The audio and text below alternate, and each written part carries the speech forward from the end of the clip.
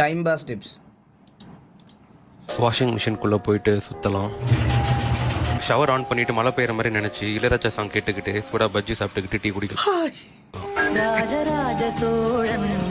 ஃப்ரிட்ஜ்குள்ள உட்காரலாம்.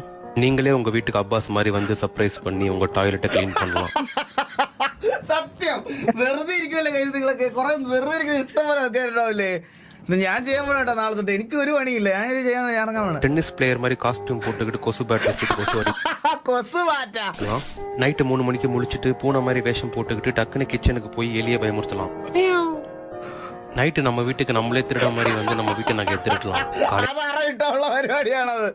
நம்மளே போலீஸ் மாதிரி அதை கண்டும் பிடிக்கலாம். அம்மா நகையெல்லாம் கண்டுபிடிச்சிட்டோமா எங்க இருக்குன்னு நம்ம வீட்டு காலிங் பெல்ல நம்மளே அடிச்சுட்டு ஒளிஞ்சிட்டு நம்ம அம்மா அப்பாவை ஏமாத்தலாம். அம்மா யார் வந்திருக்கா பாரு. வீடு பூரா சாம்பிராணி கொளுத்தி வச்சுட்டு அண்டர்டேக்கர் மாதிரி நடந்து வரலாம்.